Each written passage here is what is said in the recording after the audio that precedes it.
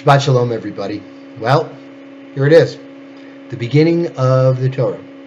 So we had Simchat Torah, and we rolled the Torah to the beginning of the Torah, and we have Beresheit, which is the first portion of Genesis, first portion of the Torah.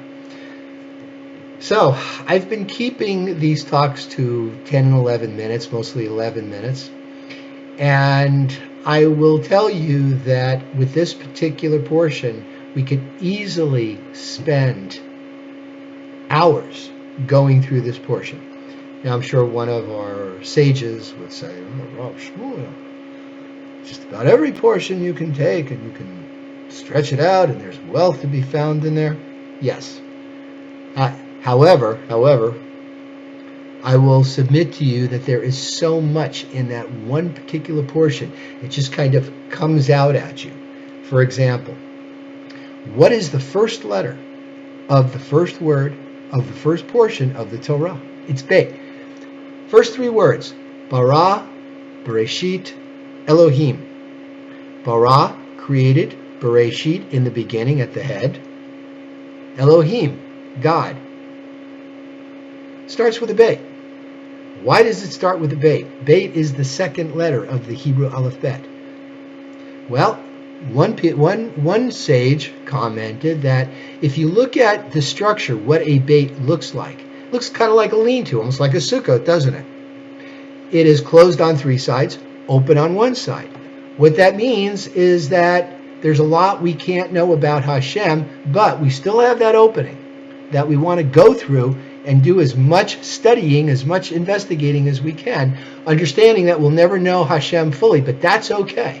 That's okay, because we can know Hashem through what He does, what He's done, and what He will do for us, which is actually part of the word Yud-Hey Vav-Hey. That's how we get it.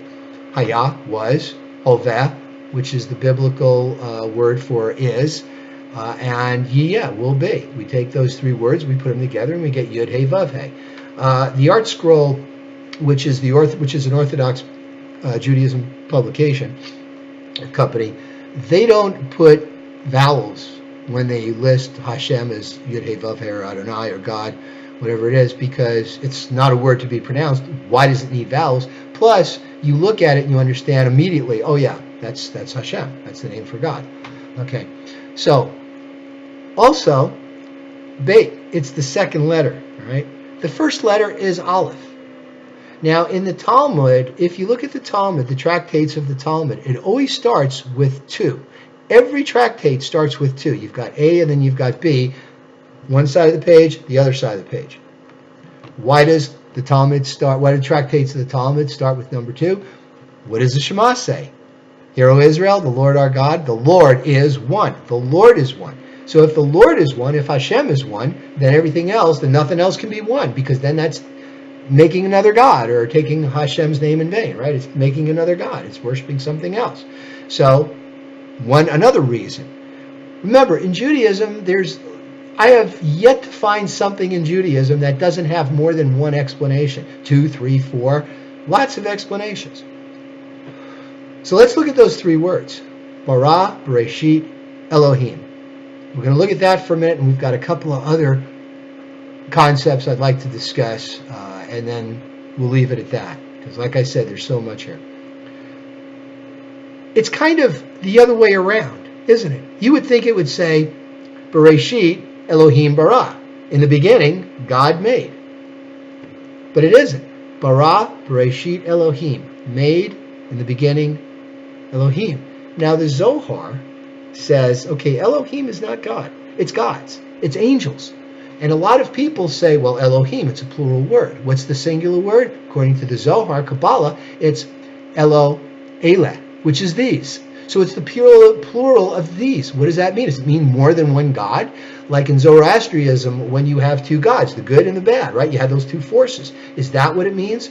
Or we say, well, we know there's only one God. There's no question about that.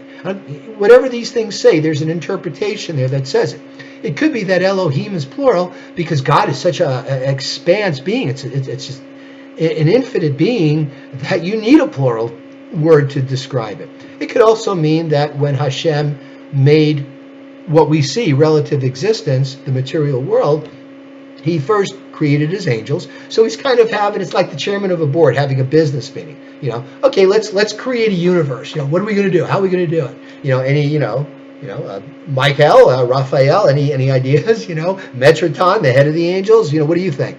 So they think maybe that's part of it as well. Okay, so there was, but according to Zohar, there was this Ein Sof, this nothingness. But it's not nothing, it's everything. It's Hashem, it's what Hashem is. Hashem had to create that, the physical realm, the physical expression of who he or she is as God, okay, to be able to go through the creation of the material world, hence the Sephirot, which is kind of a topic of another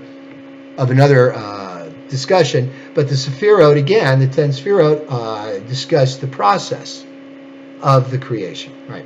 So we have Bara Beresheit Elohim, the first 3 words. Okay, next we have Adam and Eve being created. Let's go back a little bit. So there's this discussion in secular and religious circles that say you've got religion over here, you've got science over here. I would submit to you that in Judaism that does not exist.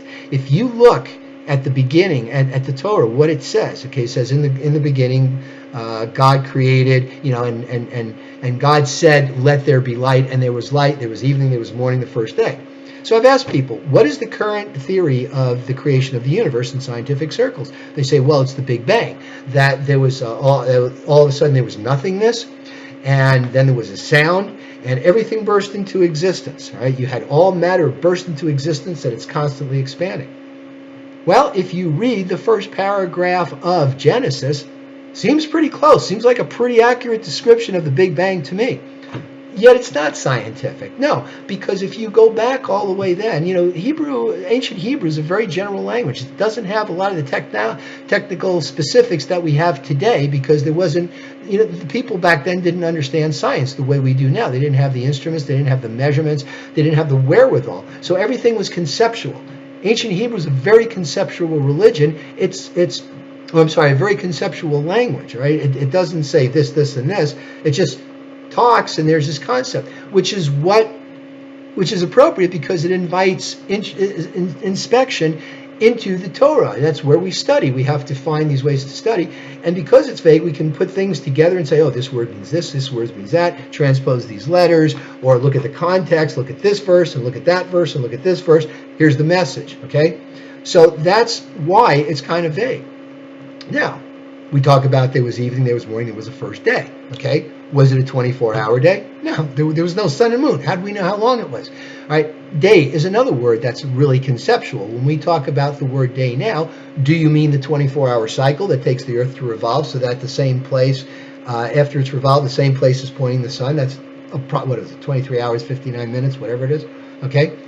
Or do you mean that portion of that 24-hour cycle in which the sun is shining? So that's day, as opposed to when it's not, when you've got the luminaries out there, and that's night, okay? So day is not necessarily very specific, at least maybe not in ancient Hebrew. It's really kind of a general period of time. So that period of time might have been a couple of microseconds. Okay, then what happens? The second day. Now we've got firmaments. Now we've got the water, the high water, the low. The high water, which might have been atmosphere. Low water, which is the seas, okay? Maybe that day was a couple of million years, all right? So when people say, well, the earth started in 4004 BC, or BCE, as we would say it, because we've counted down, well, those are cosmic days. The Zohar calls them cosmic days, not real scientific days. So that's one thing to think about, to consider. Another thing I want to touch on, okay, is this whole idea of us getting kicked out of the Garden of Eden. And a lot of the analysis says, mankind had to do that because otherwise we'd have no Torah. There'd be no point in life. Why do we live? And people say, why is life full of problems? That's the purpose of life, to grow, to overcome and master those challenges, to become better than you are, okay, and grow. That's why we have those challenges. That's why look, Adam and Eve had a choice, okay? Adam knew, he was shown around the garden by God. He said, you're going to take care of this, name everything, and this is what you're going to take care of. So you think Adam didn't know what the fruit was when Eve said, here? And that's all she did. She just handed it to him, and he took it and ate it, okay? They made a choice to have free will. They really did. And Hashem's like, well, you ate from the tree of good and evil. I better get you out of here before you eat from the tree of life, or else you'll live forever. So it was a choice. There was no original sin. The serpent, okay, what was the serpent? Was the serpent an agent of God? Some people say yes. Some people say the serpent was Satan, tempting man and woman to eat and leave the Garden of Eden. And that's why the Zohar says, if you follow a path of evil, you will be shown the way. If you follow a path of good, then that path will be laid out to you there, okay? They had to leave. They had to become adults. Right? They were like little children. What happens when Adam gets caught? Oh, that woman that you gave me, she gave me the apple. It's like two little kids, blaming each other. Okay? So it's not such a negative. We wouldn't have a world if we didn't do that. Yeah, it'd be nice to live in the Garden of Eden, but what would be the point of life, right? So take that with you this week as we start a new cycle of Torah reading. Okay? Little plug, a little shameless plug. Love to see you in services. Promise I'll make it worthwhile. We sing, we have music, we have discussion, we explain the prayers. Want to see you fulfilled and inspired. Thank you very much for listening, Baruch Hashem, and looking forward to a great year.